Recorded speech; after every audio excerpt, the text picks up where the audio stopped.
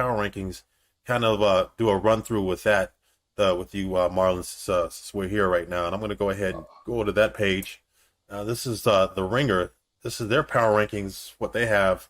This is from about a day ago or so, from February 8th. Their power rankings, and has asked the question. They asked the questions: Can anyone catch the Lakers? We were just talking about LeBron James and the Lakers. This is what they have to say about Lakers. They say Kawhi Leonard looks better than ever. Joel Embiid is making a strong MVP case, and Donovan Mitchell's Jazz now have the NBA's best record. But can any of them topple the champs for the number one spot? And then it goes on down to list and the top teams, and we're going to just go through the top 10. At number one, they have the Los Angeles Lakers. They were their number one from about a week ago. It says Kyle Kuzma is doing some nice things. Not that they talk about the Los Angeles Lakers. We mentioned the Lakers, of course, their dominance. Even though that the Utah Jazz do have the best record in the NBA, they have them listed a little bit further down the number than they're not even number two. It's Los Angeles Clippers are number two. They ranked them number two last week. Now number three, I'll just go down the list. Philadelphia 76ers at 3. They previously ranked them at 7. Then they had the Brooklyn Nets at 4. They dropped them 1. They were ranked 3 just the week prior to that. Okay. They have the Milwaukee Bucks at 5. They had them at number 4 previously. Number 6, they got the Utah Jazz. They ranked them at 10th. So they're really not showing much love to the Utah Jazz, who are the best record in the league. Now, number 7, it's the Phoenix Suns. Phoenix Suns, they actually previously had them at 5. They dropped them a couple, and I wonder why that was. I think one of the reasons was because they did this. They must have done this before the previous game that they just beat the Cleveland Cavaliers. They came off an impressive win. It's Cavaliers, in my opinion, because they did that without Chris Paul. CP3 actually took the night off. Okay. It was Devin Booker that took control of that game. It was Devin Booker along with Mikal Bridges played a really solid game. And then you also had the DeAndre Ayton that he went up against, who was the guy that was the league leader in rebounds, DeAndre Drummond. Prior to that, then he actually outplayed DeAndre Drummond. He actually wound up with more rebounds than DeAndre Drummond. He wound up with they both had 15 points, but DeAndre Ayton actually wound up with I think 16 boards versus 14 for DeAndre Drummond. So, Okay. I mean, and they were pretty much going head-to-head the entire night. So that was a good battle of the big men. So that was really impressed. I was really impressed by the job that DeAndre Ayton, even though he completely and totally gets shitted on, especially when it comes to the local media, particularly like the guys like Dan Bickley and those guys. But I can't stand Dan Bickley personally. But anyway, moving on, they have the Boston Celtics ranked number 8. They previously had them at number 6, and the Phoenix Suns, they beat them on Sunday. That was a pretty closely contested game, but the Suns prevailed. And then number 9, they have the Denver Nuggets ranked at number 9. So they've slipped. Mm-hmm. They're at one point in time there, I believe they were like the second seed in the Western Conference or the third seed in the Western Conference. Yeah, They dropped all the way back to the finals. Yeah. yeah, and they were in the Western Conference Finals last season, and they dropped all the way to the 8th seed now. So that I believe they're just hanging on to that 8th seed, that playoff spot. And then you have the Golden State Warriors at number 10. They were previously ranked number 9. So let me ask you, Marlon, Big Pimpin', is there anything on that list that you disagree with, or what are your thoughts on that list? No, I think obviously the road goes through LA. Mm-hmm. I mean, they're the team to beat right now, and the Clippers are looking to trade away a couple of major pieces that are struggling, with Lou and Beverly. So I mean, Paul George has looked like he's stepping his game up a little bit, but he's got to do it in the playoffs, and I think the East, if they stay healthy and they can show some sort of chemistry, I mean, it's going through Brooklyn. I mean, I do like Boston. For whatever reason, I just can't get over the hump, and I can't. And in Milwaukee, as great as the players he is, young players he is. The Greek Freak just has issues in the playoffs as well. So I think the West is a gauntlet. It's going to be a lot tougher. I mean, anytime you have, the Nuggets, Utah, and Golden State ranked so low, Mm-hmm. it's going to be tough. I mean, shoot, the Suns are going to be tough. If Chris Paul could be healthy in the playoffs, they're going to give the teams headaches in the 7-game series. You think that the Phoenix Suns have a real legitimate opportunity? Because And I do Chris to Paul, making it to the Western Conference Finals, man. Chris Paul is that much of a difference maker for Mm-hmm. any team that he plays on. I mean, Houston dropped that series against Right. Golden State when he went on Golden the State. shelf. Mm-hmm. But they would have won that series with Chris Paul. Yeah. I mean, he saw what he did for OKC last year.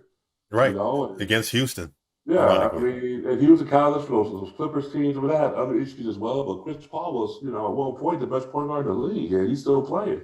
I think he's still. I think he's still a top 3 point guard. I think he's still one of the top, at Yeah, least probably top 3 point yeah. guards in the league.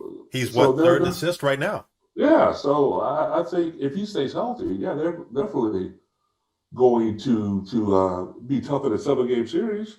Mm-hmm. Because you got if he stays healthy, because you got a Right. point guard that can get players to their spots. You got a scorer already in Devin Booker. Booker, he and Devin Booker still haven't found that mesh No, point that where no. that happy medium. So they're still trying to find that spot or that comfort zone playing alongside of each other. But when they find that, and if DeAndre Ayton continues to progress the way that he's progressing as far as a defensive big, I know he's not scoring points on offense, but you see what he's doing on defense. Yeah, that's Not different. he is an absolute glass cleaner. I'm totally impressed with the job that Mikal Bridges has done as far as his progression. Cam Johnson coming off the bench. Frank Kaminsky has done. I think Frank Kaminsky in his last few games is actually Frank the Tank has actually done a nice job, man, for the Phoenix Suns, and Hey, he's built up a nice little chemistry. Him and Mikal Bridges. They built I up don't a nice know if little chemistry. I don't know if he's going to watch this or not, but we got a fan, follower, Sam Uh huh. Eisner, a buddy of mine, who's a Okay. huge. He's from Wisconsin, What's his name again? so Give him a shout out again. Sam Eisner. All right, Sam Eisner. But What he's up, a huge Sam? Bucks fan. But I say that because Frank the Tank went to the University of Wisconsin, Yes, he did. so Yes, he that's did. He's a that's Badger. that's so that's Sam's boy right there. He's a Badger. He's one of those howdy doodies. They had some good teams, man. Wisconsin. They kept beating the Arizona Wildcats, man. That's all I know, man. Those Oh, those that was a teams tough pissed me game. off. Yeah, that was Those pissed me off. But yeah. yeah, but Frank has done a nice job, man. He's done a nice job stepping in as the four, and I think that was something that Monty Williams, the head coach, was looking at. Was that the Suns, they weren't necessarily putting some of the best matchups, especially when you have a team like the Cleveland Cavaliers, not with the size that they have going into that game with not just with the with the DeAndre Drummond, but also with Jared Allen, who just came over from Yeah, the Brooklyn yeah, Nets. And you yeah. have that kind of size, you need somebody like you're gonna absolutely need somebody like a Frank Kaminsky to be able to get in there and bang to help out to help out a DeAndre Ayton. And I thought that they did a Plus, nice job against Cleveland. plus, Frank can stretch the floor too. He can exactly. He's a Bigs stretch four. bigs that can stretch the floor in NBA Hmm. are premium, so he can do that. And you know what? He's got some deceptive athleticism too. I think that I think a lot of times some of his opponents take him for granted, especially when he's got the basketball and he tries to drive and whatnot. And he's got a couple slick moves where he can go ahead and he can throw a defender off guard, not and get himself an easy bucket, get himself a nice easy layup. Right. So, but the Suns they look really impressive, especially over the stretch of the last 7 games. They've won 6 out of the last 7 games. So of course we mentioned of course the Utah Jazz, the best record in the league. You can't forget about the Portland Trailblazers. They're always dangerous Hey, As long as they got Dame time, man, Dame Lillard. That I'll tell you, man, the West is brutal. The West is brutal. yeah. Hey man, we got to pay tribute to the real GOAT, dude. We both tripping on this, by the way, Okay. and we need to go ahead and rectify this. You see him.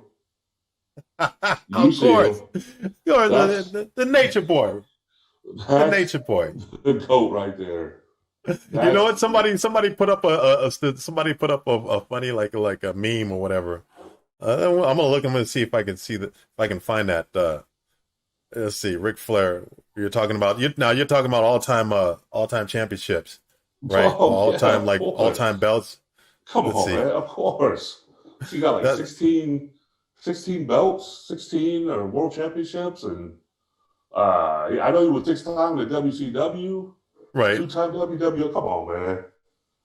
I would do a lot of them. I don't want to wake my house up, but you already know what to do. Oh, come on now. Woo! Woo!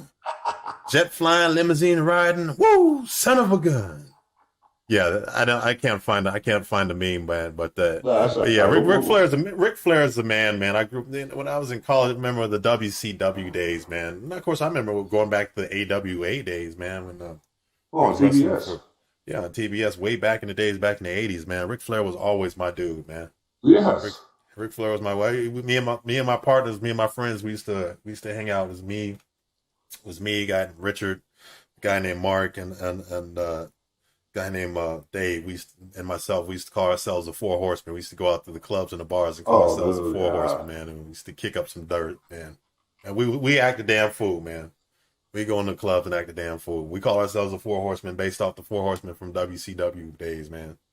Hey, man, to beat the man, you got to beat the man, Beat the dude. man. That's Woo! that's the best Ric Flair quote of all time. Oh man, hey, you know what? I think that's the perfect way to go ahead and end the show, man. We talking about the goats. You can't get no better. Can't get no better than Ric Flair, man.